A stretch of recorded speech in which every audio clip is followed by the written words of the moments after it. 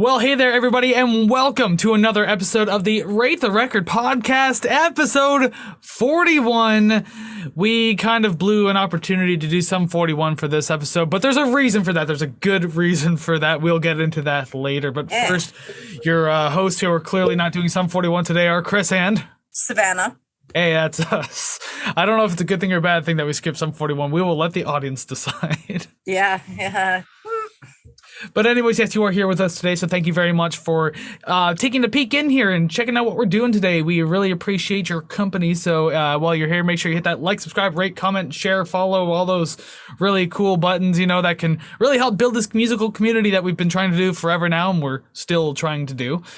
Especially over on the audio realm over there, if you're in like Spotify, Apple Podcasts, any of those types of things. Ratings and comments, good reviews, build us up in the charts there. We want more people like you to discover the podcast and bigger community, you know what I'm saying? Yeah, I want more friends than the two that I have. So please subscribe and like us so I can feel like I have more friends. Thank you. We've been asking forever and ever and ever. Slowly, you're getting your wish. Very slowly. Is the pity route working? Is it working? I can go. I can look sadder. I don't know. Pathetic. Listeners, let us know in the comments if the pity route is working. Leave comments about it.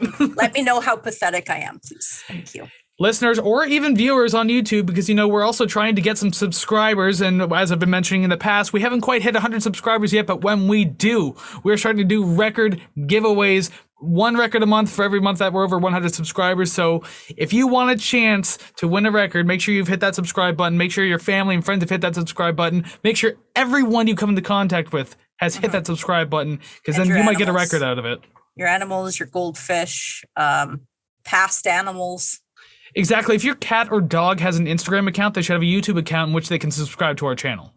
Yeah, it just makes sense. It does. And TikTok account, Twitter, it doesn't really matter where. There's animal accounts everywhere. But we're not talking about animal accounts today. We're talking about an album that we just so happen to be reviewing today. And it happens to be a request episode. So no, it's not Sum 41, but it is Therion's Secret of the Runes, as requested by, I'm going to say JP, because I think your last name is Gowan, Gouin. I don't know. But the idea is, I don't want to butcher that for the entire episode and just guess. So I'm going to call you JP. And then he's like, damn it, he butchered it already. And he's going to unsubscribe. Please don't. Please don't. But yes, that's the album we're talking about today. But before we get any further, I just want to welcome everyone back who's already been here before, because chances are you've already hit the subscribe button. So thank you very much for coming back. It's always good to see some familiar faces. But of course, we're also very happy to see the new faces out there in the crowd. So if you are new here, welcome to the show. We hope you enjoy your stay. And that means you probably don't know what we do here on Rate the Record podcast, aside from talk about music. I mean, you're not wrong, but we do a little more than that. So each week, we do. We get three things that we do. Well, yeah, but the banter outweighs the music for sure. Hell and really, you don't want to miss the banter. The best part. Like this. So each week, Savannah and I will choose an album, be it like completely of our own choice, random, whatever the hell we want to listen to. Maybe there's an album celebrating some sort of anniversary, 20, 30, 35, 40, how that deal works. Or like today, JP requested an album. We do listener requests, and you can request an album down below in the link at ratetherecord.ca or just the Google form there. Regardless, we will choose an album. We discuss it at length. We rank the songs, and then we rate I literally waited for you that time. Every time I do that, you're like, "Oh, you were too slow." Oh, blah blah. And this time, do it now, and you're still sitting on me. Because I slowed down and then trudged through mud just to let you catch up, and you just sat there. Because I was gonna do it, and I'm like, "No, I'm gonna fool him. I'm not gonna do it this time." Next time I'm going to do it so fast you won't even know that I'm doing it. Anyways, yeah, we rate the record. Hey, there we go. Then clap on whatever. You don't get a soundboard. Shut up about it. That's enough of that. You've ruined your chances for it. So yeah, that's what we do every week. And yes, this week is a request album, and it is Therion and their album Secret of the Runes. But again, we are getting ahead of ourselves, because before we talk about the album, there's a disclaimer we like to read just to make sure that we're all on the same page. We're cool with things. I know people can be very high and mighty about music and be very gatekeepy about it, but we don't like that here. We want people to be cool. We can have discussions, debates, but again, let's be cool. So the disclaimer is as follows. The following thoughts and opinions we're going to discuss regarding this album are strictly of our own personal interests. We are not professional music reviewers. We are simply two friends having fun discussing and listening to music. We encourage respectful discussion and friendly banter. I see you laughing over there. And friendly banter in each episode, but we do not condone and will not tolerate bullying or belligerence based on the opinions of ourselves or others. This podcast is a casual and for fun project, and you are welcome to take what we say regarding the albums we rate with a grain of salt. That really got you, didn't it? I am so predictable that I was going to say, yeah, well, next time you're like, no soundboard. I'm like, oh my God, he knows. I'm not going 5 weeks in a row with that damn opening. You're ruining everything.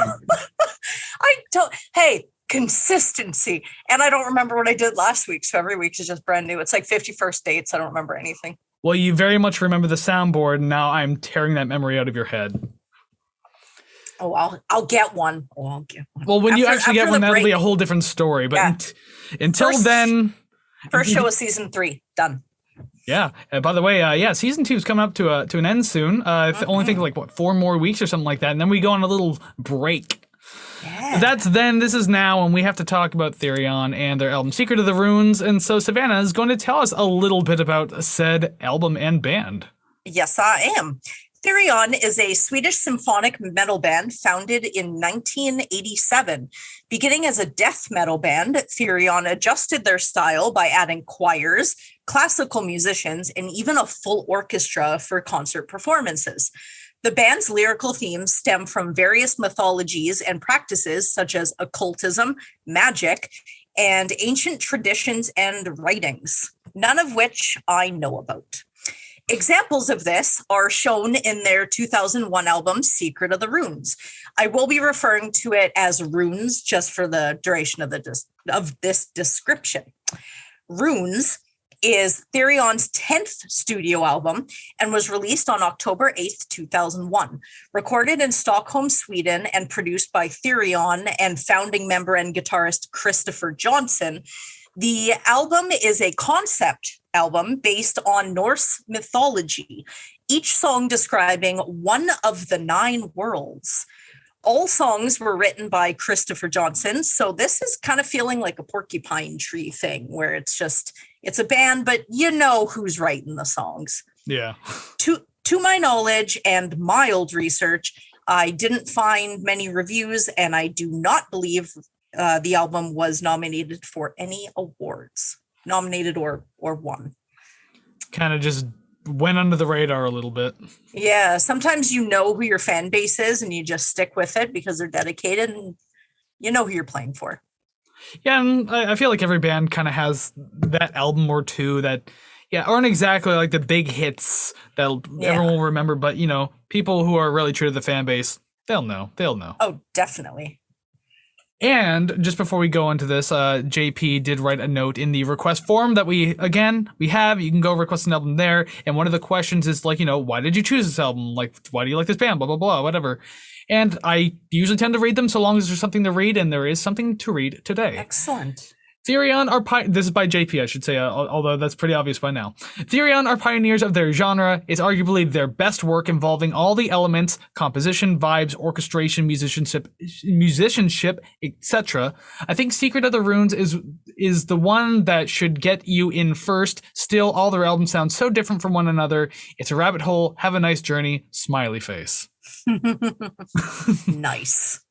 Well, it's good to know that this is the suggested entryway, and this is the first time I've even heard the band name, so I like that. Yeah, it's not like he just like threw us like headfirst into like some sort of obscure album in the discography. It's like if the first Bungle album we did was Disco Volante, and it's just like, this is a great start.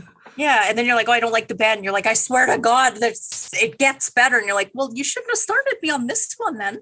But I was looking forward to listening to this, and yeah, something new, because like the only symphonic metal I've even come close to listening to, if you even count it, is Death Clock from that show Metalocalypse. Like that was about as close as I've ever got, and I don't hate the genre, but at the same time, just like I was never fully into it. So yeah, it was nice to be able to sit down and like listen to something new. I like Dream Theater, so I'm kind of used to the sort of higher register singing, not as high as this.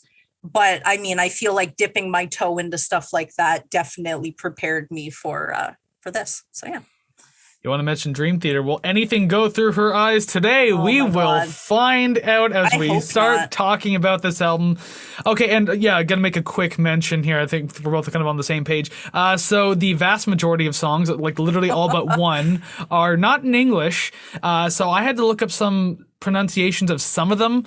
I'm likely gonna butcher them in some form or fashion. Just know, obviously, I don't know the language. I apologize if I brutalize it. Just give me an A for effort, like a nice plastic star or something. I'll deal with it. Yeah. At least you're trying, because good luck getting me to even try saying these.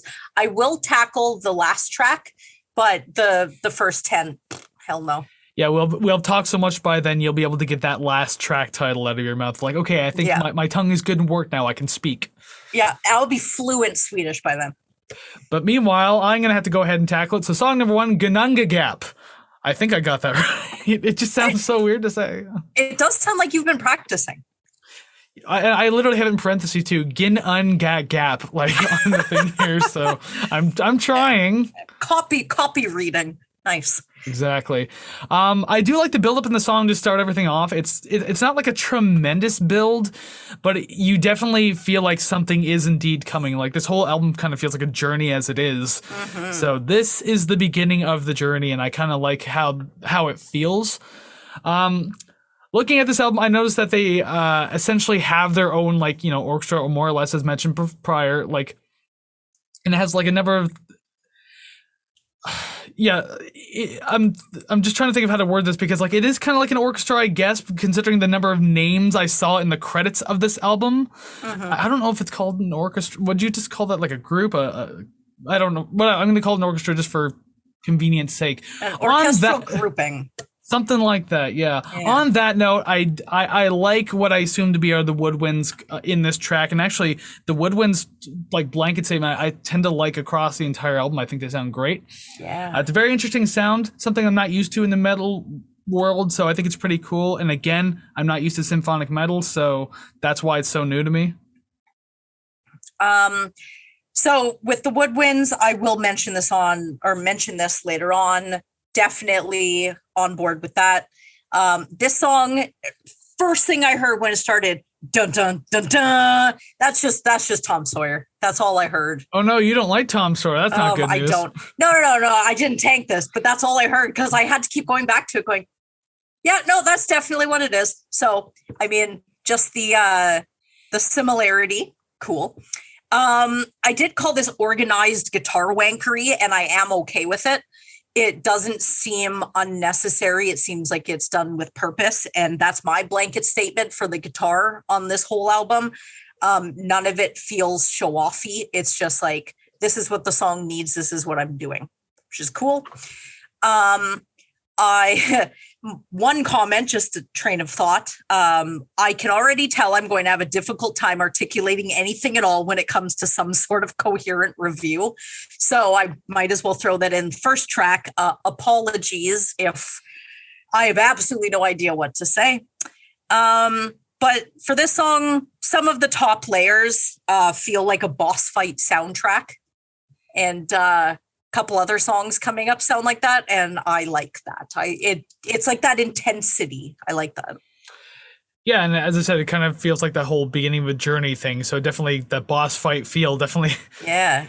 Yeah, actually, one of my notes here, right there. This song feels like a very brooding like group of like horse riders galloping into war. I had that imagery maybe 6 or 7 songs into the future. Oh well, does it feel like that? I feel like that is definitely, yeah. And like that's another thing too that I'll mention, because this is going to be another blanket statement for the entire album. I'm personally not into operatic singing. It's not for me. It's not my style. I find it kind of annoying. With that said, I do have tremendous amounts of respect for opera singers. The amount of dedication and training and passion you need to like really do this shit and do it well. It like to do it takes a long time, but to do it well takes even longer. So yeah, massive amounts of respect. But on that note, I'm just not a fan of it. I've never been a fan of opera singing. Maybe it's the middle school kid in me growing up. It's like, opera sucks, man. Only metal. Yeah. But then one day, oh my god, kid, they combined them. Can you believe it? Yeah. You just go back and tell your past self and then muss the hair a little bit. Yeah, you know what? You're gonna review an album like this one day. What does that mean? See you later. It's like a Bill and Ted's thing. But, Although, oh man, I'm gonna create a time paradox if I talk to myself. I can't do that. So yeah, I mean, this song was kind of long too. It's 6 minutes and 10 seconds. So I feel like I had like a bunch to say about it, but like I tried not to say too much at the same time because I don't want to like go crazy with the notes. The guitar solo in the middle was a lot of fun. You have like these harmonized 16th notes that were like a really great addition. I thought that was a really cool little part there, like really interesting. And it's so weird to have a horn section that isn't all zany and weird like what we've become used to in our reviews so far. Consider like, you know, Bungle, Fishbone, and like I'm pretty sure there's a few others in there that I just can't think of. But yeah, those are the only horns we've heard so far. So this one was like actually like, you know, just very structured very well and just like, you know, feels like it was actually composed by some sort of conductor at the beginning of front of an orchestra or something like that. Yeah. It's a good start to the album though. It doesn't feel over the top and it sets the mood for the rest of the album to come. One more note on the actual song and then 2 on just my thoughts. I do like that the higher voices are just harmonizing. They aren't sort of saying anything. They're just going along with the melody. And I imagine it kind of like both hands on a piano where they're doing different things, but they just sound so nice together. What I assume to be female and male voices. I don't want to assume. I've heard some crazy things, but yeah, I like that. For me, and operatic vocals doesn't really bother me too much. There's only one genre I don't really like. Not going to say it because before you know it, next week that's what we're going to review. So I'm going to keep that to myself. I think you've already said in the past anyway. Ooh, maybe. I think you have. I don't remember anything. I don't even know who you are. But so far, I'm the diabetic one. I saw that. So far, I like that there's no screaming. For some reason, I thought that's what this would include. I am very surprised. I think I would have accepted it, but I'm glad that there isn't. And I want to thank JP for requesting this. This one's pretty cool so far, and it's only the first track. So I'm saying we got like 10 more to go. So I know. Well, after the first one, it's like, okay, if the rest of it sounds like this, like you can't get much worse. It's not like I'm going to listen to like a, you know, punk song after this. It has to kind of stay this moderately the same, right? For the most part, yes. Yeah.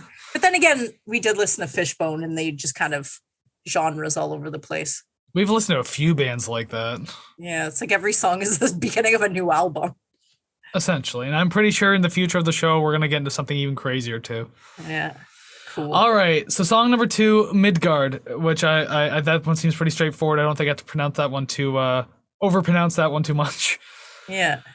So the harpsichord at the beginning made me think I was listening to a song by Prism or something. Like, I don't know what it was about it, but just the tone of it was like, to those of who know the band Prism, they're a classic rock band.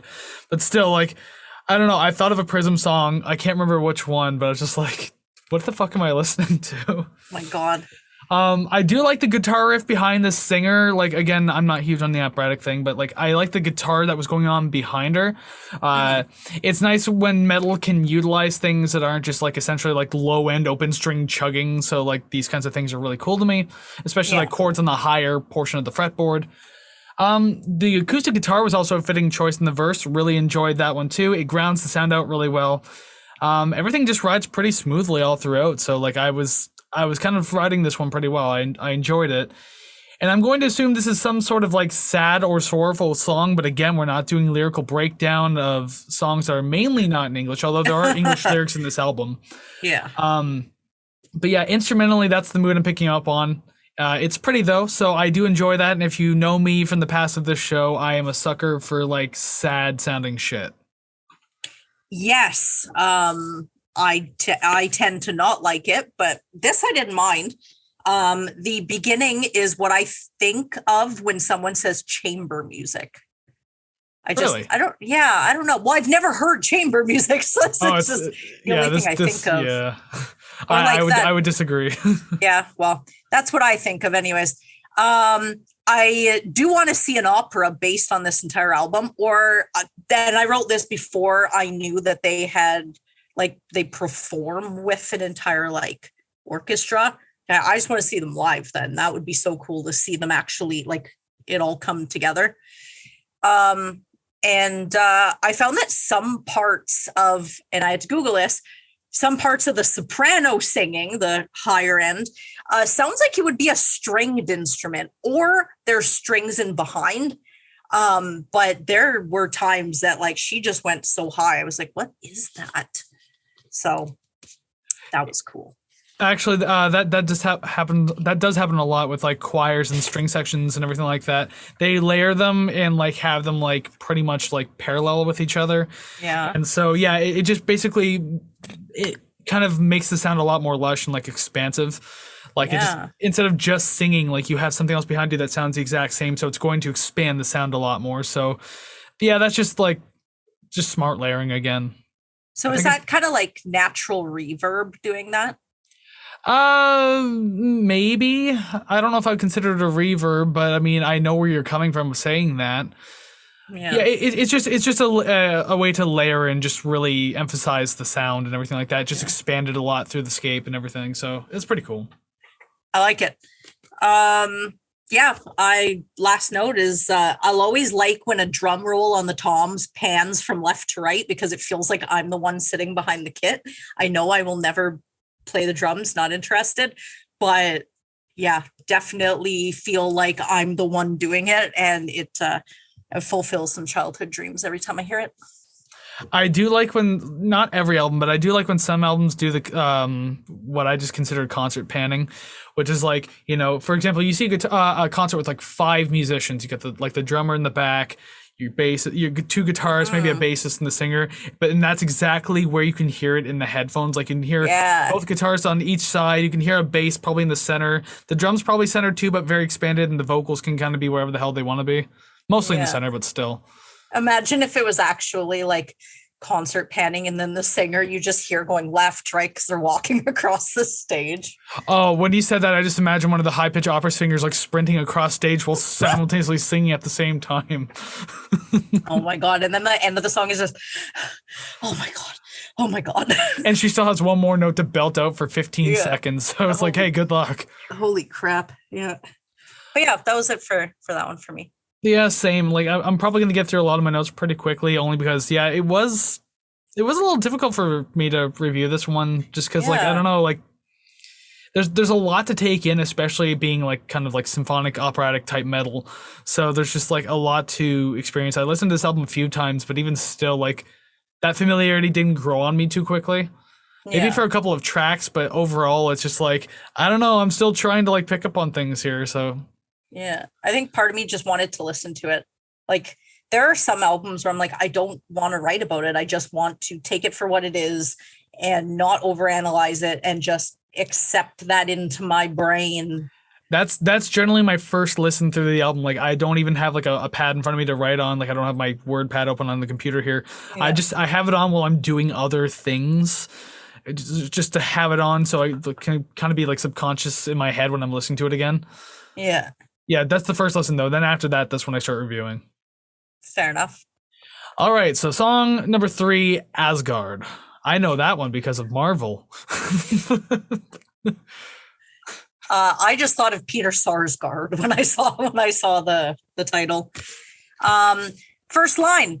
Yes, my loins, they are a trembling. I like the way the song started. Definitely appealing to my ears. I like how with the song starts and the drums are very full and just exciting to listen to. Then the guitar kicks in and it is starting to sound like a modern rock song until the vocals come in. It's just the way that the guitar and the drums and the bass and whatever else is in there, it sounds like it could be released now. But then when the vocals come in, it's oh yeah, I'm listening to, this is what I'm listening to. I forgot about that. Like I said, I like it. It's all good. It wasn't off-putting because I was sort of prepared for it from the last couple songs. This one did sound like it would be commercially viable. I didn't know if it was a single. It nothing listed, any singles. I don't think any of these would be. But I think this one out of all of them would be like the easiest listen to just the layman.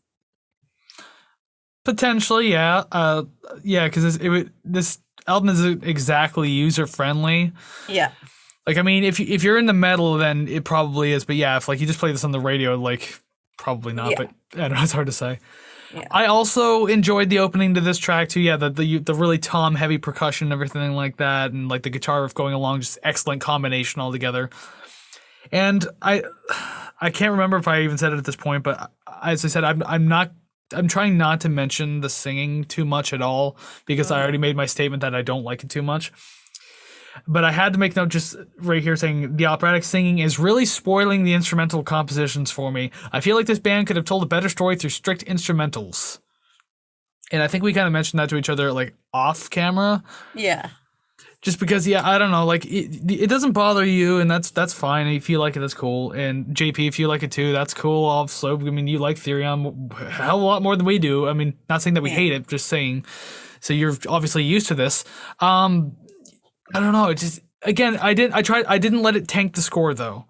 Just that one thing was bothering me shouldn't tank the score, and I was being fair about it. But I don't know. It just the fact that it was just the entire album with this stuff. I was just like, oh God, no. Yeah. I like so much about this album, but at the same time, it's just like that kept spoiling it. It's kind of like if you like, I don't know.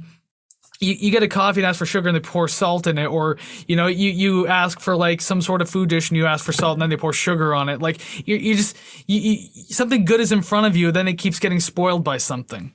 Yeah. And that's kind of how like I had to make note of it in this song because that's how I feel pretty much going forward. A pretty intense analogy, but I understand. That's how I feel about operatic singing. And at least you know now. Like I don't mind it, but I do think that if I had heard this without it as just strictly instrumental, it would have been fine as well. That's what I'm thinking. Overall, though, great pacing to the track. I did enjoy this one. It just keeps moving along so well that you don't even realize it's like a 4-minute track anyway. Yeah. By the time it was done, I was like, really? That was 4 minutes? Wow. Oh yeah. You're like halfway through the next song. You're like, wait. I have to go back. I have to go back and listen to it again. There was a part. Now, again, we stated this in the disclaimer. I say this every week. I don't know what I'm talking about most of the time. So we know. Anyway. yeah. But it's just like, maybe someone dropped in and they're like, wow, she's smart. No, don't go there. Well, the fast tap-ons between two notes, there's just like, it made me feel disoriented, but like, can you be disoriented in like a pleasing way where it's like, you don't feel like, oh my God, I hate this. It's kind of like, what is happening? What is happening? The best thing I can equate that to is like, if you're a kid and you start spinning around in circles real fast, get dizzy and fall down, you're laughing. That's a good disorientation, so that works. Yeah, okay, I'll take that because I liked it. It was cool. I wanted to listen to it again, so I did. The solo in my head is Slash standing on a cliff in November rain. That's what I got from that. And note about the entire album again. Was this requested for me? I feel like it was requested for me. So good job, JP. Thank you. He's like, she better rate this higher than a C+. Well, I guess we'll have to find out soon enough. Not yet, though. We're way too early. We still got a bunch of the album to get through. Yeah. Not even at the halfway point yet, but we're getting there. So we'll move on to song number 4, Jotunheim. Although it's if you want to be American about it, it's Jotunheim, but it's pronounced Jotunheim. Yikes. Just yikes. This song takes off from the word go, like second one, it's already just boom. I'm really digging like the staccato instruments in the background. Dun, dun, dun, dun, dun, dun, dun, dun. Well, like you just have these sustained notes on guitar and everything. Yeah. Like on top of that, so I thought that was really cool. Yeah, I think it's because of like the slow tempo that it manages to create this illusion of like a livelier pace. Yeah. So it really made me enjoy it a lot more. I really like the opening of this one. Fantastic. There's also the sound of like a clean guitar quietly behind like everything, like just strumming out some chords. And also there's some part where it's like just playing individual notes too. I really like the texture that it gives to the sound. It's almost unnoticeable. Like you really gotta like listen to it because it's very easy to miss. But at the same time, you probably didn't get it, but it does just enough for me that I can actually like notice and appreciate it. Yeah. No, the fact that you said that it's it's hard to notice. I said, I don't know if I like the clean whole note guitar that maybe makes an appearance twice. You're like, yeah, it played there for this the whole and song. that. It keeps going. It did this. I did not hear it until it did the individual notes, maybe 3/4 of the way through. Yeah, very quietly in the background of like most of the song, it's like strumming chords and just like it kind of adds another layer of the sound. And I thought that was really nice. I think it just came out a little bit more near the end. And I was like, where did this come from? But if you're saying that it was there the whole time, then maybe it coming out wasn't such a strange thing. So I'll have to listen to it a little louder. I picked it up on like my second or third listen. Because like the first time wouldn't have noticed. Second time I was like, oh, I like those like individual notes. And then like towards the end of the song, I noticed the chords. I'm like, are those there earlier? Then third time, I'm like, oh yeah, there it is. Yeah, interesting. But yeah, I have a note as well about the song starting. The song starts abruptly as if you walked into the movie theater on time, but they started playing it 5 minutes before. And you walk in, you're like, oh shit, did I miss something? So I had to restart it thinking that maybe my progress bar had skipped forward. But I'm like, no, that's just how the song starts. I'm not used to that. Yeah, it's like right there. Yeah, I'm not used to that at all. But I don't know, didn't have much to say about this one. I didn't latch on to it as well as some of the others, but there were enough like different sounds going on that I could grasp onto something different each listen. So I mean, at least it made it interesting. Well, that's good at least. Yeah. It's just funny with that last note. It just kind of reminds me, in my own personal life, I just went to a music festival recently. And I even posted it on my social medias. I went to go see, it was a Econoline Crush and Wide Mouth Mason. They played back to back essentially at this festival.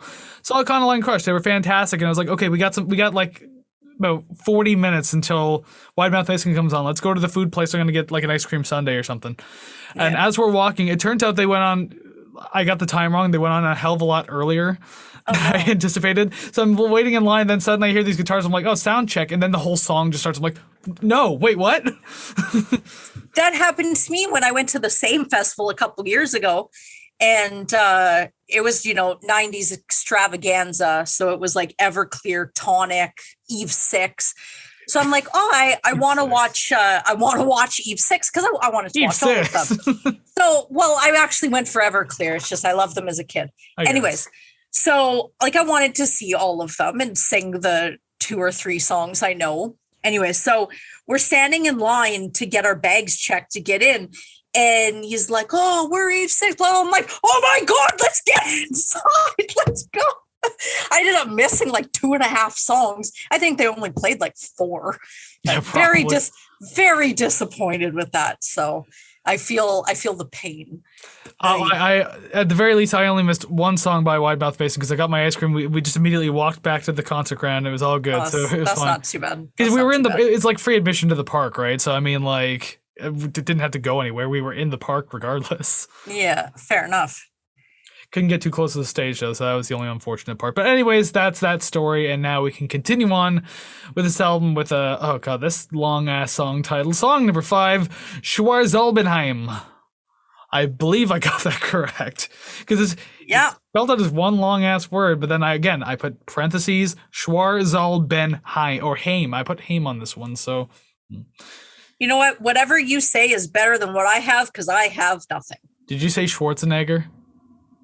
No, this one I got nothing. The next one I just thought of that airline that I still can't even say the word of. Fantastic. Lufthansa. I don't know. Couldn't tell you. Someone I know maybe like 3 airlines, and I've never been on a plane before, so then maybe that explains it. I'm a worldly traveler. I've gone from where I am to where I came from.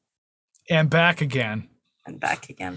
I'll And be on a plane Florida. one day. I plan on flying soon. It not really. I can't really say soon-ish. Yeah. Eventually, within the near Yeah. future, I plan on flying. I am the ideal flying companion. I don't panic. I'm scared of heights, but because the airplane has a floor, doesn't matter to me. So you don't sit in the window seats, eh? Oh, I always sit in the window seats. Oh yeah, that's fine. I don't like if I can look straight down and the thought is like I'm going to fall. No, but if I'm like looking directly like eye level, that's fine. It's not a big deal. What if the plane banks and then the window you're looking at, you can suddenly see the ground like right next to you there? Well, I mean, I'd be lying if I didn't count how many rows between me and the emergency exit. But I mean, yeah, I'm always at the gate like an hour and a half early. So I'd like to say I'm the best flying companion. So if anybody wants to fly me out anywhere, please do. I promise I won't talk to you. I won't. You'll probably tell me to shut up anyway, so it's fine. All right, song number 5, Schwarzalbenheim. Schwarzalbenheim. There you go. Yep. I'm trying. So again, train of thought. Can't I just listen to this in peace without mentioning the horns? Okay, fine, there are horns, and yes, I like them, despite what Mr. Bungle's self-titled album review would have you think. Every other review, though, thumbs up. Yeah, well, I liked it. Like you said at the beginning, they're just, I don't know, they're well done. They're well done. They're well placed. They're not there for the sake of being there. Well, they're much more formal too. It's not just like that kind of like freeform kind of stuff that you'd hear in the other albums. Yeah. Or not quite freeform, but still. Yeah, I like it. And so at about halfway, when the song gets like real down and dirty, it reminds me of something, and I cannot remember what it is. I always make these like musical connections from like, oh, I've heard this before, but I just cannot place what it is. But I like it. Whatever it is, it's something that I enjoy and I like. And I'm going to have to listen to it a million times and just clip that small part and listen to it on repeat until I get it. Well, I kind of make 2 comparisons, so maybe you can pick up on one of them. Although one of them's way more broad than the other. One of them's like very specific. Okay. So I do like the way the song started. It was like really kind of a cool mood scene building thing with like strings and horns. I thought that was really nice. But once the Rammstein sounding section with like the vocals kicked in, I was suddenly let down. Like seriously, after the quieter, calmer part, it sounded like a Rammstein song. Really? Rammstein, whatever you want to say. I think it's supposed to be pronounced Rammstein, but whatever. I've heard one of their songs and it's the one you think it is, so I don't know if that was what I don't. Is it Du Hast? It is. That's all I've heard. You've only heard one song by Rammstein? Only one. That's it. I look forward to never doing hear an Son album or anything like that. Sun. I think they did they release an album recently? Very recent. Zeit, and I did it on the new music review as well. Yeah, I saw a music video for one song, and that's the second song I've ever heard from them. If you saw the I don't even remember the video at this point. I saw it once, but anyways, got to keep talking about this one. The string and woodwind section, just kind of as mentioned like previously too, like even with like the strings and horns, I feel like the strong point of this track, and I don't want to say for every track, but I do enjoy when I hear them. It just gives the song such a cinematic atmosphere. So that's the best like broad term I said when it comes to comparing it to something. Like it reminds me of some sort of movie. Mm-hmm. I feel like the song kind of made its point though around like maybe the 3-minute and 37-second mark, saying that the song is 5 minutes and 18 seconds. So just having to sit through that extra little bit. Almost everything beyond that dragged a little bit. It didn't really do much to remain interesting. That is until the orchestral ending that I enjoyed a lot. But other than that, just like it could have been like a minute shorter. That's fine. Mm-hmm. Keep the orchestral ending though. Really enjoyed that. I think it was really pretty.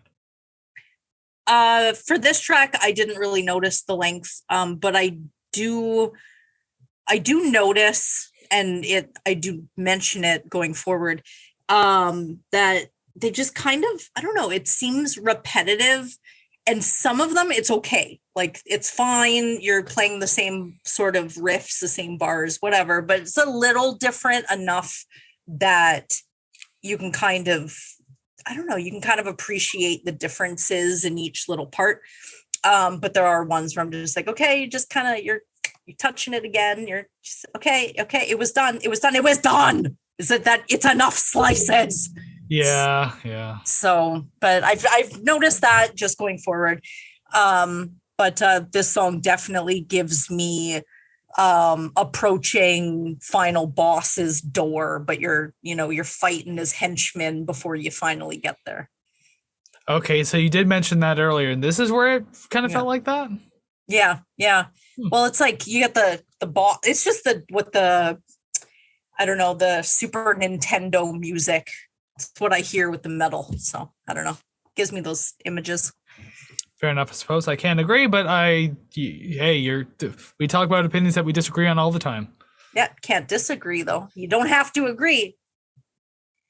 Don't tell me what I can do. I'm a 32-year-old man. All right, so we will move on. Didn't expect that. Didn't expect that at all. Because you said I can't disagree. I'm like, don't tell me what to do. Well, I was going to reference the disclaimer, but when you said that, I'm like, he's not wrong. He's not wrong at all. Bullseye. All right. There. All right, we'll move on to song number 6, Yusalheim, which, again, I might be butchering that, or you can call it Lejuselfheim.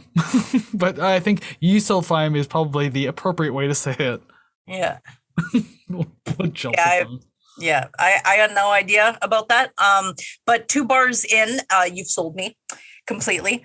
I like the dramatic acoustic with the wailing guitar on top. Can't even read that one. That one's stupid. Some of my thoughts, I read them again, and I'm like, why'd you write that? I feel like you still should.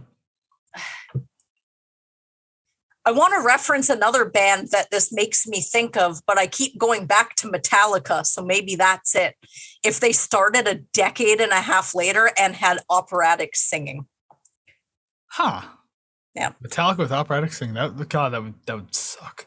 Yeah. But granted, Metallica with the S&M, like the Metallica and S&M thing. That's kind of what I was That was thinking. pretty cool, though. I did really like that album. Oh, good. I'm glad I read that because you did not shit on it as much as I thought you were gonna. Just as if they had operatic singing, that would have been god awful. But other than that, with that orchestra, fuck, that was great. What about Metallica and Axl Rose? No. Nothing with Axl Rose. Nothing at all. Not even Axl Rose. All right, moving on. So I could see myself learning the words to this song phonetically just to participate. Maybe like I've challenge watched, accepted. I've watched some blank at Budokan videos, either Cheap Trick or Dream Theater again. And you hear them all singing, but you know that English isn't their first language. So they're only learning it phonetically so they can sing to the band. I would totally do that. That kind of just reminded me of something real quick. Have you ever bought a live CD before? Like, I'm pretty sure you have. CD, tape, I don't anything? think I've actually bought one myself, but I've definitely handled one, listened to one, yeah. Okay, because I would say I've bought in quite a few in my life, and the very first one I ever bought was Ozzy Osbourne live at the Budokan. Yeah, it's like everybody plays there. I don't even know what it is. It's like the O2 Arena in London, but it's in Japan, essentially. Like, it is like the biggest place you can play in Japan. Like, if you play there, you're hot shit, essentially. Oh, so like you can't just sense. be, you can't be like fucking Guster. There's your episode 10 callback. You can't be Guster and play at the fucking Budokan. You have to be Ozzy Osbourne. You have to be like Guns N' Roses or whatever. Yeah, interesting. Yeah, because a lot of the ones are like blank at, and I never really pieced that together. So, but yeah. I would definitely learn the words to not only this song, to many others, just to see them live and just feel like part of the show, you know? Just experience the sound. Just be quiet and appreciate the music. That's all you got to do. I have to ruin other people's recordings. Oh, yeah. So you're just the sole voice that can be heard on the recording. Yeah, and it's not singing, it's screaming. And yeah, you can't even hear yourself scream, so the tune is like nowhere near like what it should be. Oh, yeah. Yeah. Yeah, but I was appreciating the much softer and smoother opening as well, with the acoustic guitar and everything like that. I thought that was really cool. It still turns into a slightly heavy track, but this one just still feels tamer overall, I guess, is probably the best way to put it. Yeah. Another nice addition of woodwinds and strings in this one. Really, that's probably been my favorite part of the album, is just like hearing those types of things, and I already kind of made that note earlier too. Yeah, just it's really enjoyable tones and textures just being added by that kind of stuff. So it does a lot more than just your straightforward metal song. So yeah, good work. I love the lead work on the electric guitar in this song. It's really playful and drives the narrative forward. So I thought that was great. And like, when I say drives the narrative forward, I mean, like, again, I try to think of this album like instrumentally, not so much with the vocals. And you can tell just as good a story with instrumentals as you could with vocals. Like, I'm one of those people who will defend that to the death. And so I feel like just it did a good job of pressing the story forward, or pushing it, I should say. I'm not really big on a lot of the abrupt endings on this album. I'm very picky with abrupt ending depending on how it's done. Yeah. It hasn't been every song on this album so far, but even it's been like enough now that like I'm starting to recognize it and I have to make a note of it. And it does happen a handful of times more, like going forward. Just, I don't know. It feels like they were like, they're playing the song and then just like, oh, we have to wrap. We have 5 seconds. Okay, got to wrap it up, and just like do that like last little like ring out note, and that's it. It's over. It's like, I don't know. It feels so sudden and just incomplete. I don't know. There are some times that I will notice that and mention it, but in the grand scheme of things, even outside this album, I don't really mind that at all. I would rather that than fucking okay. So my favorite Asia song, Only Time Will Tell. Okay. No one ever said that phrase ever. My favorite Asia song. I love that song. I love that song. Anyways, what fucking kills me about that fucking song is they're singing the verses, chorus, yada yada, regular song.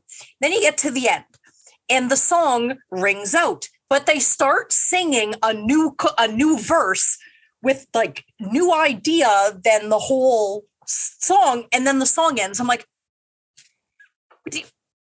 excuse me, excuse me. Like, they completely blue ball me every single time I hear that song. I feel like sometimes I'd rather it just fucking end than you start singing a brand new verse and then have the song end. Now, I don't really have super encyclopedic knowledge of this show. Like, I can tell you what episode is what, but I feel like you've made that point before, the exact same point about the exact same thing about an abrupt ending, and then you brought up Asia as the example. Yeah, well, that's how you know. It's just it angers me. I'm almost positive I've said it before. Yeah. Shout out to anyone who can like point me to what episode that was said in, because I'm like 95% sure you've mentioned that before. Yeah, I've never complained about that to anyone else, but I feel like I've done this before. So yeah, but it's annoying. So sometimes I'd rather it just completely just end. Hey, this is the show to get your musical gripes out on. I mean, like, that's what we're music commentary, music review. That's what we do. Yeah. Yeah. Don't start another verse when you're ending a song. Stop it. Rappers do that all the time. The song ends and then they'll kind of like go into this other new song and then just kind of cuts off after a minute. No. I noticed that when I first listened to Tyler, the Creator. Yeah. I've never heard his music, but just him as a human being. He's a fucking troll. Amazing. And it's great. I love him so much. Oh my God. Any video clip that I have seen of him, whether it's live at a concert addressing the crowd, whether it's in an interview, whether it's seen just his Twitter account? Jesus. No, I haven't. Oh my God. Have you seen him on Loiter Squad? No, I have seen him with Nardwar. Oh, yeah, like 5 times. He's done it like 5 times with Nardwar. I absolutely love it. Just his personality is just, I love it. I haven't heard his music though. I hope it doesn't ruin anything, but I think it's entertaining, depending on what you're listening to. But anyways, we're talking about rap. We're supposed to be talking about Therion. So I guess we'll move on to song number 7, Muspelheim. Yes. Or Muspelheim for you Americans. Just really picking on the Americans today. Oh God. It's okay. I'm doing this for a reason, by the way. Like, whenever I say like the America thing, because before I was like looking up videos on how like Scandinavian, Germanic type people would say these words.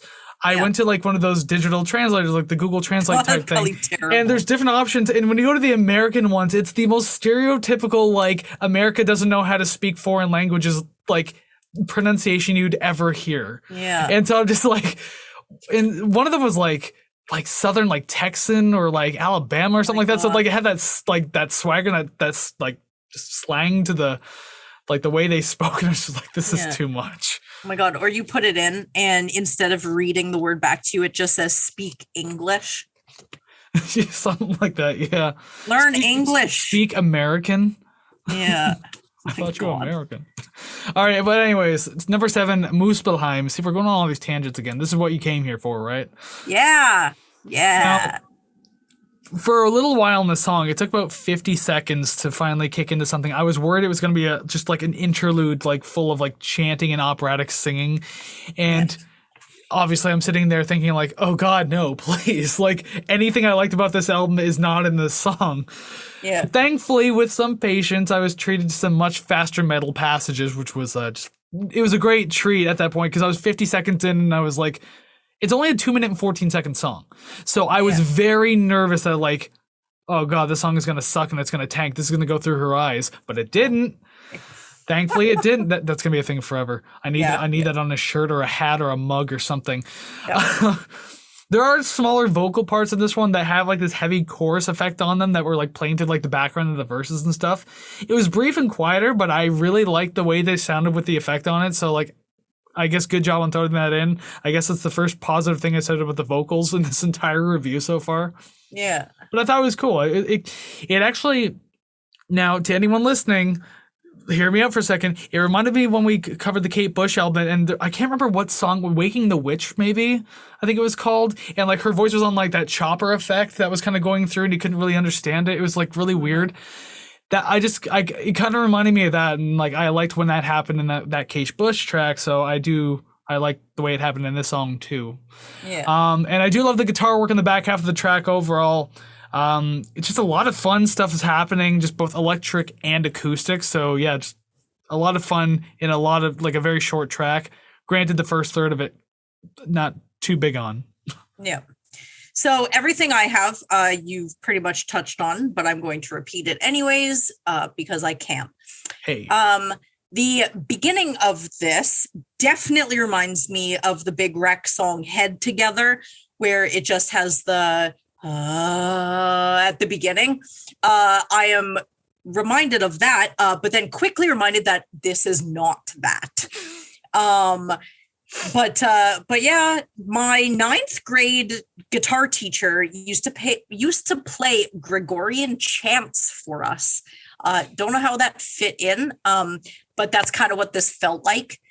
Guitar teacher, you said? Yeah. I know what Gregorian chant is, and that's an odd choice. I think he was the biggest pothead. Likely. So my next note is so relaxing. Oh my God, no, it's not. Psych. And that the beginning felt more like an interlude to the second half. The melodies so far to me are very memorable, and I do find myself humming bits and pieces of different songs. I do have to go back because I don't know if it's because the song titles aren't in English that I just don't remember what part that I'm humming is in what song. So I think I have a general idea, then I'll go and I'll skim the song. I'm like, okay, it's this one. Remember this. Remember. I don't remember. Yeah. I don't remember at all. But there's at least 10 different guitar riffs or sort of melodies that'll just play over in my head. Like as soon as you hear Baby Shark, it's in your head. It's like that. I'm so thankful that song never got in my head. Like, I know what it is. I've heard it. I've been exposed to it more than once. And for some reason, never got caught in my head. And earworm, eh? I will never look back on that. Don't have to. Lucky. I have too big of a brain that it definitely got stuck in there more than once. Big empty brain.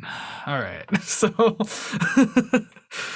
I hope everyone saw that. If they didn't, there it is. How do you do an audio middle finger? Oh yeah, it just says fuck you. That's essentially what the audio middle finger is. Yeah. Well, I mean, audio listeners, they get the polite Savannah YouTube viewers, I'm sorry. Yeah, they get the raw, just absolutely intense, uncut, brutal, rude, whatever Savannah. Sassy. Yeah. That's one way to sum it up, yes. Alrighty then, we will move on to song number 8. Now, how'd you say this pronounced? Because you said it differently than I have it.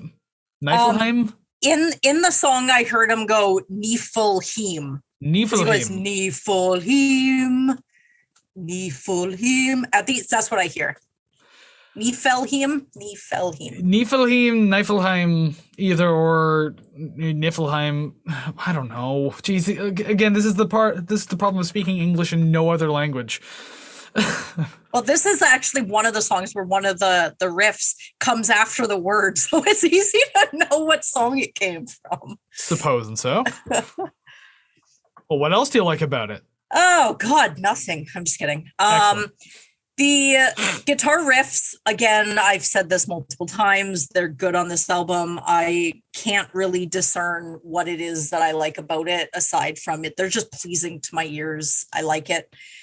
I feel like there was a lot going on at the beginning. Not that there wasn't a lot going on this whole time. But I do respect the woodwinds, and I can't believe it took me this long to mention them myself, but I respect the woodwinds, and they totally carved a place in this song. I think they did on most of the album, to be honest. Yeah. Because I've already made a few notes about it and saying, like, it's been my favorite part of the album up to this point, and realistically for the rest of the album too. Not saying that, like, the guitars are bad. Like, I love the guitar work and I love the instrumentals. Again, it just comes down to the vocals, but the woodwind, there's something about, like, the orchestral parts that I'm just really enjoying more in this one. Yeah.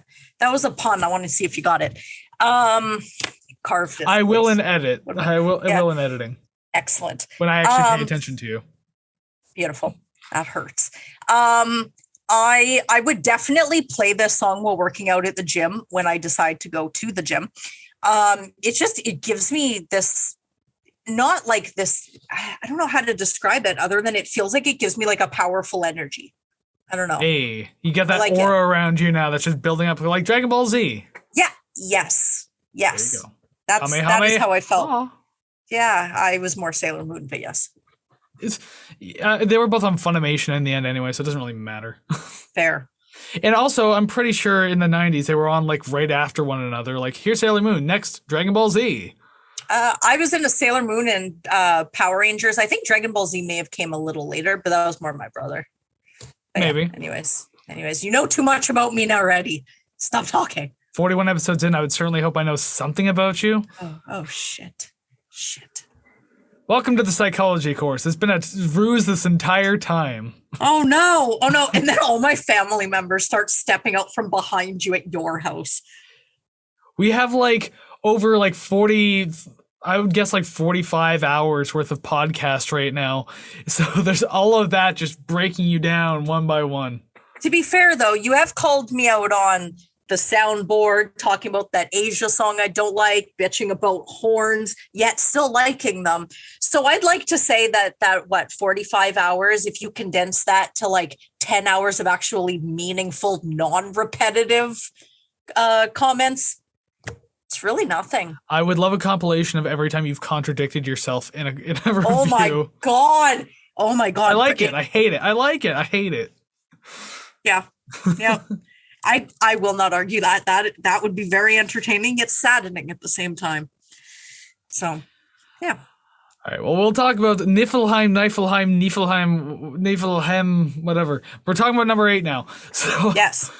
I think the vocals in the intro, another part where I like the vocals actually, they were my favorite section of vocals so far because I love those like cascading like overlaps. They actually sounded really good and they were all really well done. So I really enjoyed the way that sounded. I love that kind of like audio effect it has on you, like when you're trying to imagine some imagery or something like that. Mm-hmm.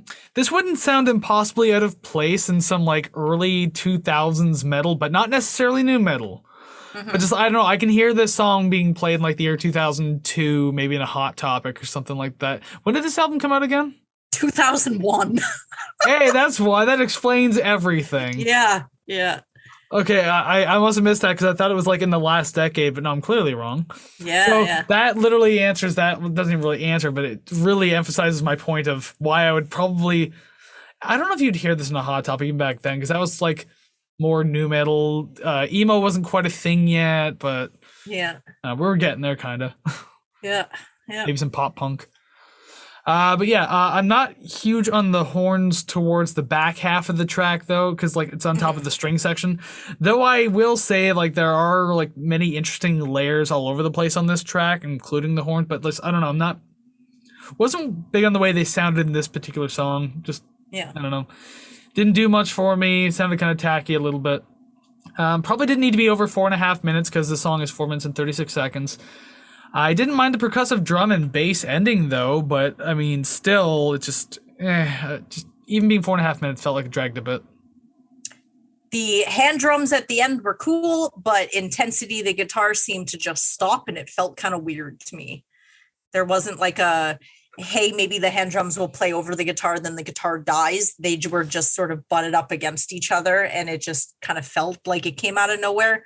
But they sounded good on their own, just juxtapositioned to the guitar. Well, that's all I have for Nightfall Hymn. Then I guess we can just move on. I like how we had a huge tangent. We didn't have much to say about it. Yeah, no, it's that's usually how things work. If we don't have much to say about a song, let's talk about something else for a minute. Let's kill time. There's always just this one thing that will spark like a thought, then that thought starts a conversation, then that conversation starts another conversation, and before we know it, it's like 12:30 in the morning, and we're like, oh crap, we're only on song 3. And we started this podcast at 8 o'clock. Yeah, exactly. God damn it. You know how much editing Kris has to do? God. And you know how much time I have to do it? Like, we were literally record this like 5 days before it goes out, god damn it. And it's I have funny a full-time job. Because halfway through saying that, it was supposed to be a joke. Then I realized that is probably because I won't stop talking. So I'm going to stop now. I'm gonna pull back the curtain just a bit. Like, so I have to do the video and audio editing, but for the video editing, once I clean up the audio and everything like that, I overlay the audio so that way it matches the video, and then I play it all front to back so I know what to cut. But the thing is, I watch it at like 1.7 speed. So like, cause that way I know, I still know when to cut. I can still recognize it, but like it moves way fucking faster. So it cuts down my editing time a little bit. So that's all good. That's good. I hope some of the things I say fly under the radar. I ended up hearing everything and editing, and I'm just like, ugh. Alrighty then, song number 9. Don't give me that look. Song number 9, Vanaheim. Okay, I do want to say just about the title. It sounds like Vanna White went out to party and claimed Anaheim as her city, drunkenly calling it Vanaheim, where it's like, welcome to Vanaheim. Meanwhile, she's probably like, done that too. She's like, yeah, maybe. And then she's Pat like, Sajak just smacked her in the face or something. I don't know. He seems like the guy to do it. They're like in a limo, and he's sitting in the limo, and she's standing outside the like the moon roof and is just screaming into, California air. But that's what I got from the title, not the song, just the title. Yes, as far as I'm concerned, Vanna White has nothing to do with this song. Not at all. Not at all. So not that I'm thinking that this song sounds too familiar to other tracks. Like, I kind of got that feeling, but not so much. Like, I won't say that. But I feel that there hasn't really been too many fresh ideas compositionally now, like as we're kind of in the back half of the album. This album is really kind of written a fairly straight path getting from first song to last so far. Like, there have been some like exciting moments and like some interesting things happening. But overall, it's just one of those things where it's like you realize maybe it's within the lines, but the lines are maybe just like way wider than other albums would be. Yeah. Again, though, I enjoyed the guitar leads throughout the track. It's likely one of the bigger parts, really moving these songs along really well. So it's just another thing for me to really appreciate. The drums towards the end, like the double kicks and everything, were really great. I liked how the pacing really picked up. But why did part of that section remind me of Take On Me? The chord progression I heard like dan dan dan, like, and I was just, for some reason, the first thing in my head was the first thing I thought of was Take On Me, because I also heard horns too. I was like, oh man, that's a weird comparison to get. Dang. Yeah, I didn't get that at all.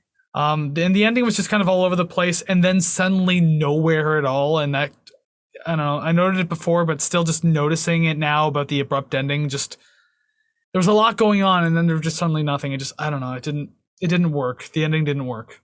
Yeah, didn't sit well with you because it's already gone, took off. More or less, like I'm just like, you were getting exciting, you were doing something cool, and it's not one of those like strategic cuts either. It's just like it's like, oh, we have 5 seconds left. Okay, wrap it up. Like that same idea again. Just kind of bored of it. Yeah, I can understand that. I did really like the acoustic guitar riff at the beginning. Now, this is another example of the song playing what I would expect. Now, when I listen to new songs, sometimes my brain will kind of predict how the line's going to end or what the drum pattern's going to be.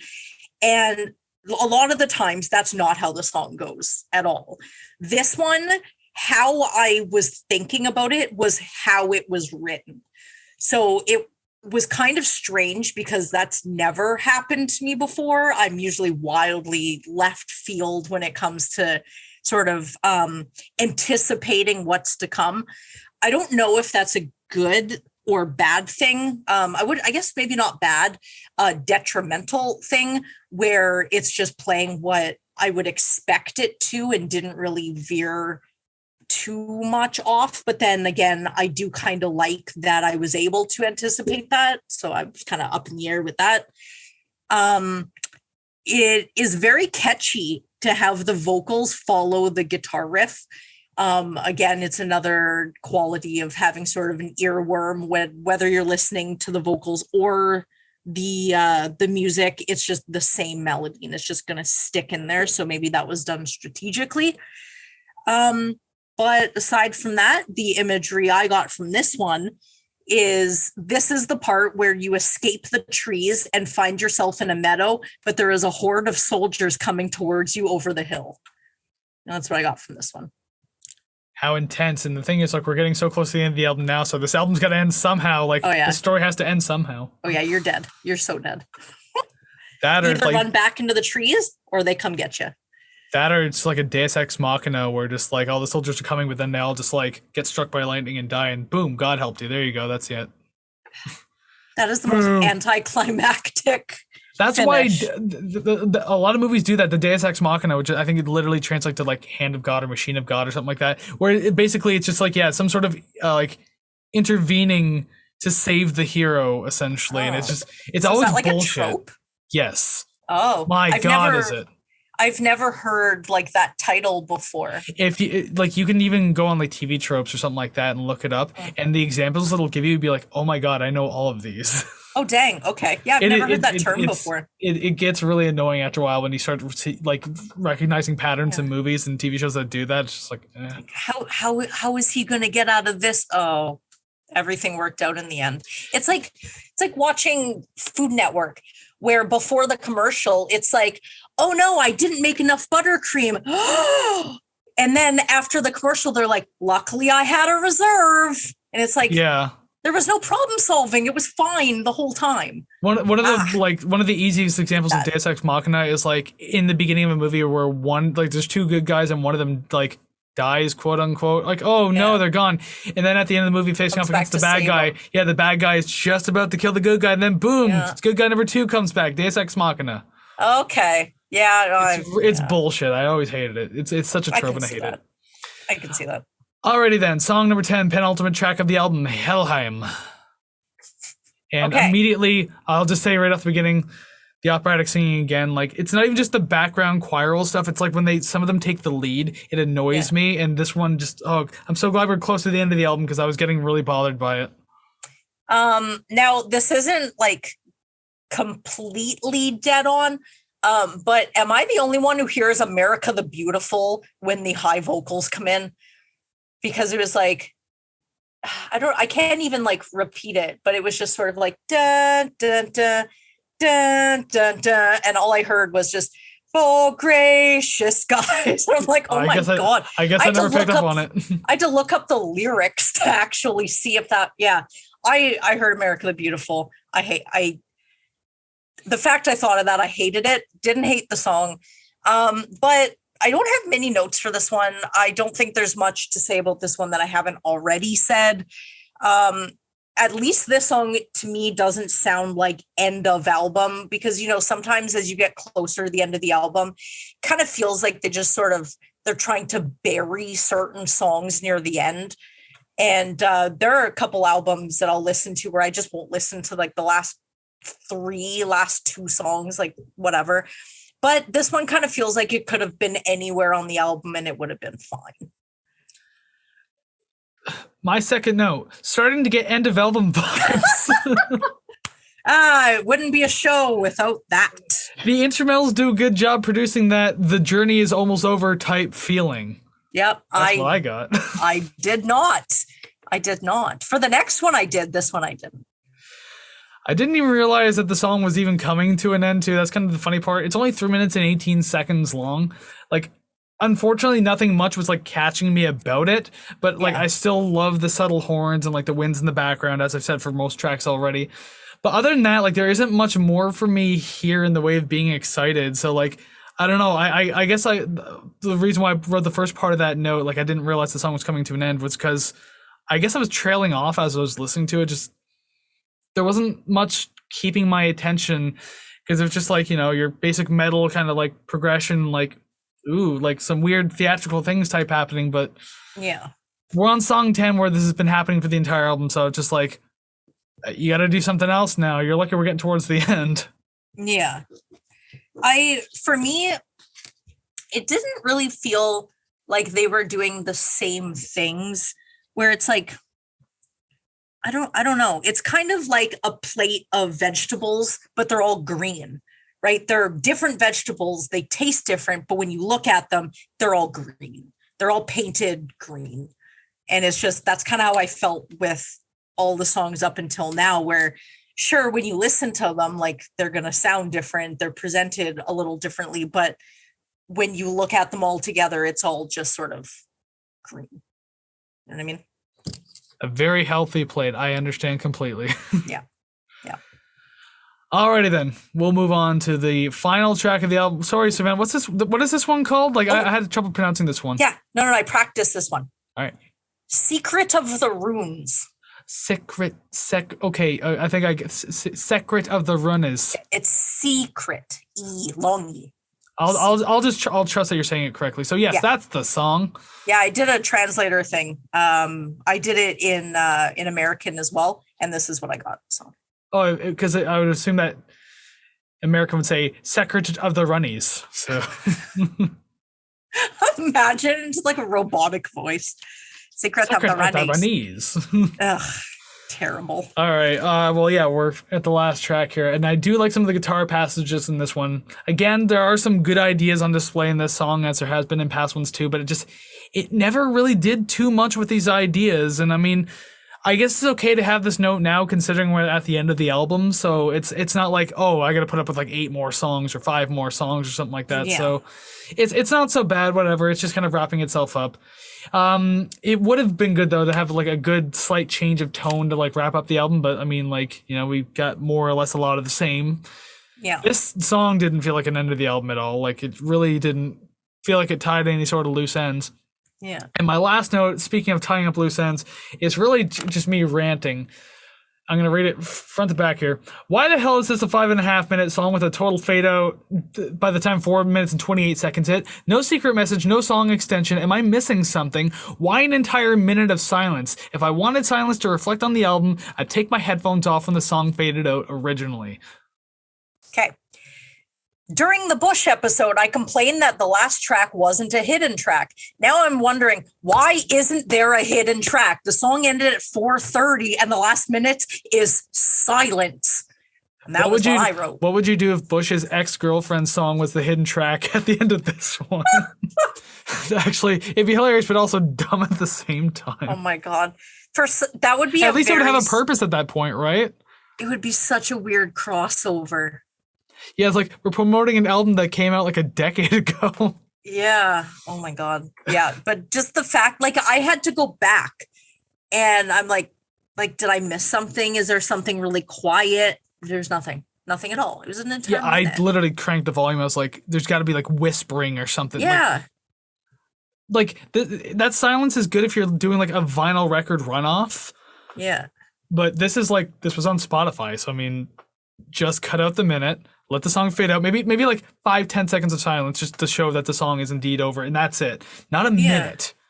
Yeah. It was weird. I didn't like it. Clearly you didn't as well. But yeah, I think that with all of the songs so far being in what I assume to be Swedish, the song titles and most of the lyrics, if not, well, I guess most of them. Yeah, there's some English ones in there too.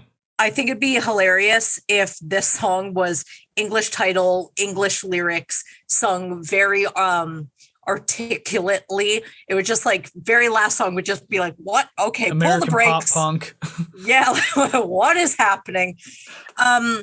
But I did get sort of end of album feelings. It kind of felt a little slower to me and kind of felt like, okay, it's over, go home now. And again, the guitar riffs are good and I like them. Like you've stated before, it does kind of feel sort of, I don't know, like I'm listening to the same thing but presented differently, but I like the way that it's done. Yeah. Fair enough, but just, I don't know. I obviously didn't feel the same way about it. Just, again, nothing really grabbed my attention about this to make me want to note something different. Yeah. I understand that. But that's okay, though, because we are now at the end of the album, Therion's Secret of the Runes. We made it, didn't we?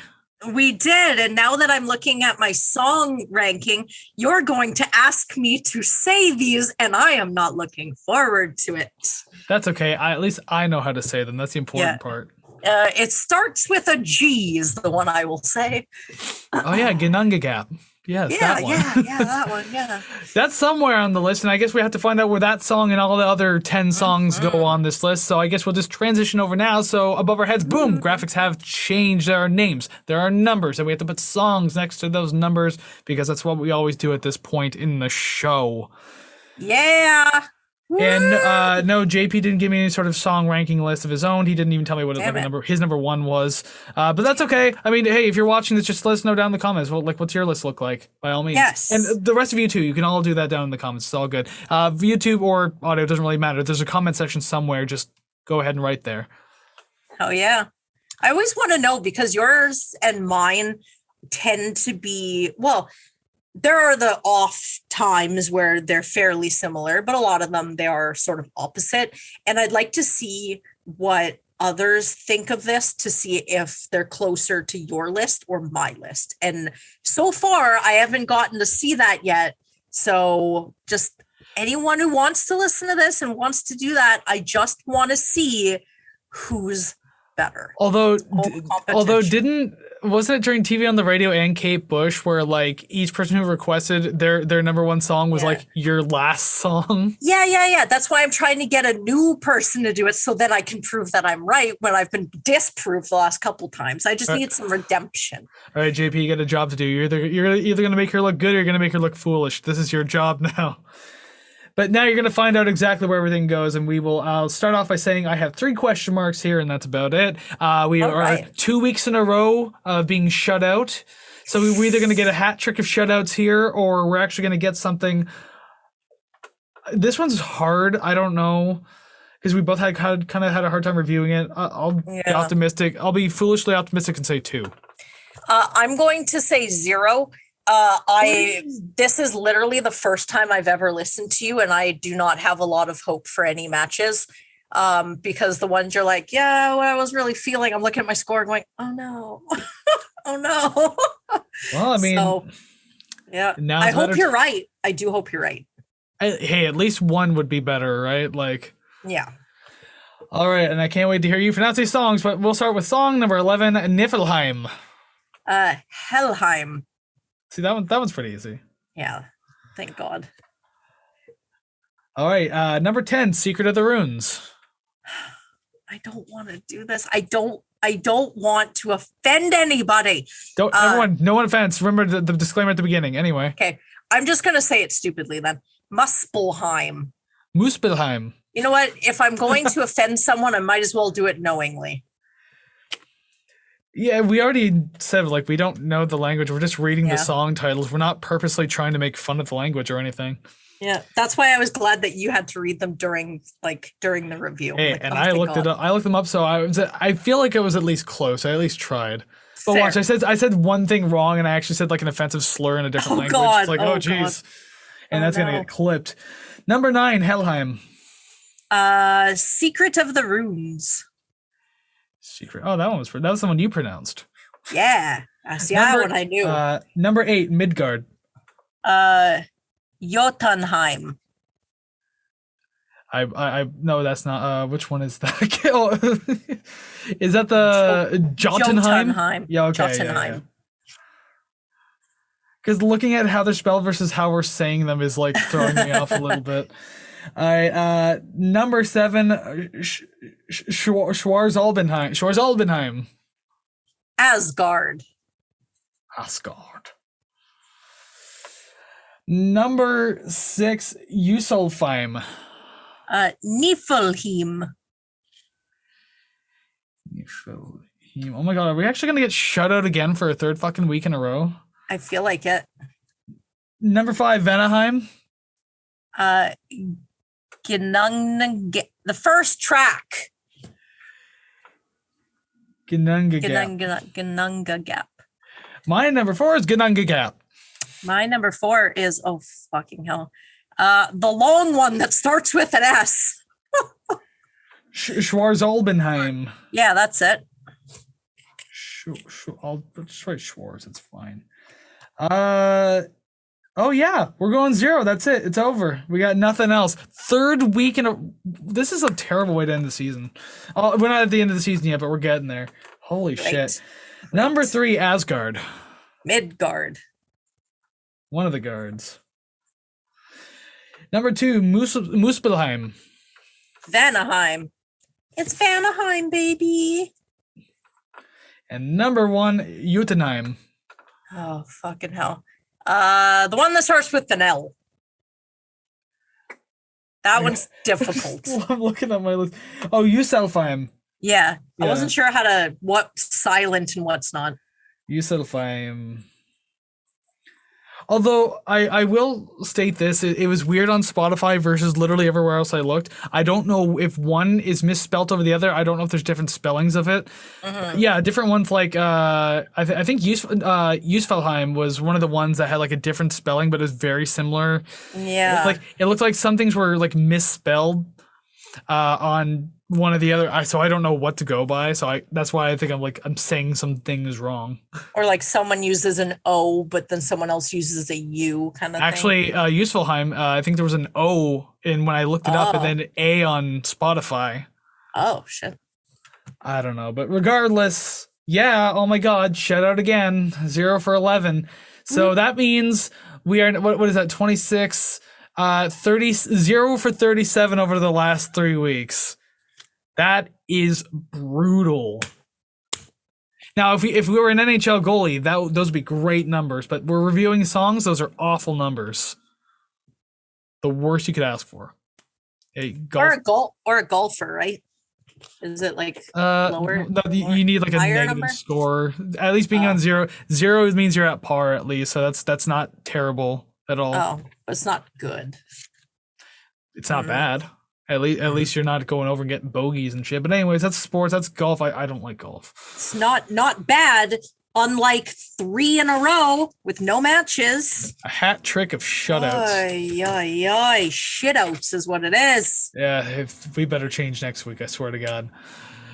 Anyways, while I threaten Savannah off screen, I'm going to go ahead and transition screens now for the video viewers and just for everyone else listening. It's time for the album rating, so let's switch the screens now. Whoosh. Woo! Boy, oh boy, it's the album rating chart that we have here on the show on Rate the Record. I mean, of course, this is the main course. This is what you all came for. You want to know exactly what we think of this album and where it ends up on our oh so prestigious list, if you want to call it that, I guess. And look at that. Ever since last week, we did How to Destroy Angels with Welcome Oblivion. It's right between Cynic and Kevin Gilbert.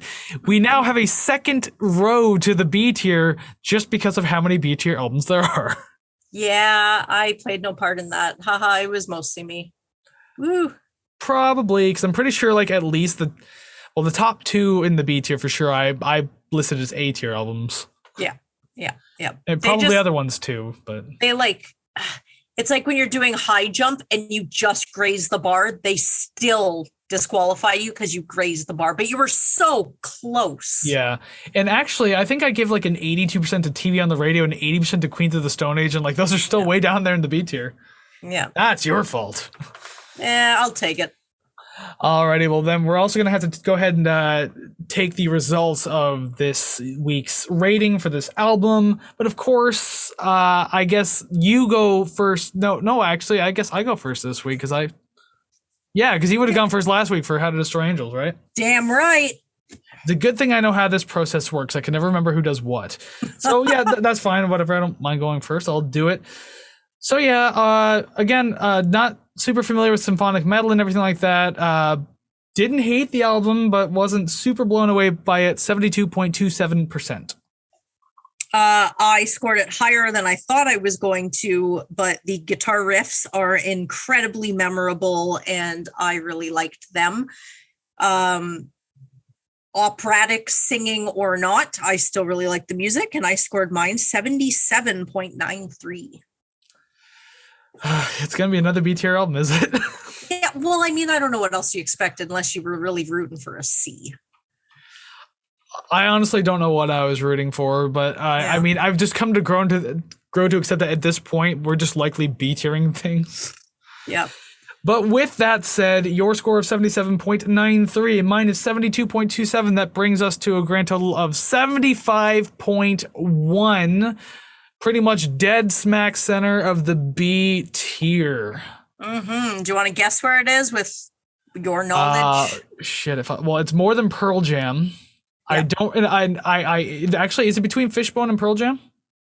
It is not. It is between Tripping Daisy and Radiohead. Oh, that's a hell of a lot harder than I would have thought. Yeah. So that means it's gonna go all the way over here. There you go. Just hi, how you guys doing over here? And then that means that now Porcupine Tree has to get moved down to the second row of the B tier just to fit everything in. But good news for you, that means Blood Sugar Sex Magic will no longer be number 1 on section 2. Yay! Okay, I'll take that. See, I knew you'd like that much. Yeah. Like, you know what? I feel like that's an album maybe I should listen to again. Which one? Just on my own time, the Chili Peppers. Just like on my own time, and just ignore Anthony's rapping. Most people don't like it anyway. But the thing is, like, they are incredible musicians. So, I mean, like, it's hard to look, and it's one of their most influential albums they've ever released aside from Californication. But this one's always like the gold standard type thing. Yeah. I think personally, I'm getting better at reviewing. I mean, that's pretty subjective to the listeners, but yeah, I don't know. Maybe I should give that personally give it another chance. Hey, why not? Yeah. So if on your Rate the Record bingo card you had a B tier album for episode 41, we'll go ahead and just dab that. Hopefully you got the bingo. I hope you won something out of it. I got nothing. I'm waiting for your quips. You always try to be clever, and then when I give you that space, you're just like, what? Maybe. Well, one. I'm exhausted from what I just listened to. And I don't know. I've just looking at the tier list, and I do feel like there are some albums that maybe I have rated slightly unfairly, or paid too much attention to this or that. So I'm just kind of thinking, I'm like, which ones would I want to go back and redo? So I'm just kind of stuck in that sort of thought there. Are we getting into Redux mode now? Oh, we might be. It's season 3 revved up. We're not doing an episode for Redux. It would literally just be like a post in a very short 1-minute video saying, hey, this is changing. Oh hell no! We would do an entire video. You're doing it on your own. See you later. We're gonna do Pearl Jam's 10, and we're going to introduce ourselves again. That's it, the whole thing. I wouldn't mind doing. It'd be fun to remaster that one because I mean that was our first awkward episode and. Oh my god, it was terrible. It's like going back to watch it. It's like watching a video you made as a kid and being so embarrassed as like an adult. But then that's how you know that you got better, when you cringe at the old stuff, right? So that's exactly what you're supposed to do. Yes. Yeah. So I feel like we've gotten better. But also, just speaking on you giving me, open doors to say ridiculous things, sometimes I find the humor in just not doing it and you being like, what the hell? And then I'm like, fooled you. Suppose and so. That's like this whole damn show. It takes you forever to do anything and I have to get on your ass about everything. But yeah, the charm. Yes, we are here at the end of the episode. We've discussed the album, we've ranked songs, we've rated the record, and we are at the end. So thank you very much for joining with us for this episode. We are looking at Therion, Secret of the Runes. We sure hope you enjoyed what you saw today. If you have an opinion on the album, which I'm pretty sure you might have if you've made it all the way to the end of the episode, then please let us know down in the comments. Yes. You can let us know over on socials, Facebook, Instagram, Twitter, TikTok. You can email us. You can do all of that at ratetherecord.ca. Everything you need to find is there, so please, by all means, let us know. And yeah, just remember, hit like, subscribe, comment, rate, share, follow, all those great things. Build musical community and let people know that you were here and be the Pink Floyd brick in the wall minus Pink Floyd. Yeah, and minus the actual wall. But then again, theirs was figurative. So yes, brick in the wall. Yeah, we're a metaphorical, hypothetical type wall. Yeah. Something along the lines of that, but we're very much less political too. Fair enough. So yeah, it's been one hell of an episode, so make sure you do all that. And remember to hit that subscribe button if you haven't, because again, we're giving away records. Once we hit 100 subscribers, one record a month for every time we're over 100 subscribers. So make sure you subscribe, and you can very well get a record out of it. It's going to be a lot of fun. And also, too, if you like the show this much, you've made it this far, maybe you actually do like the show this much.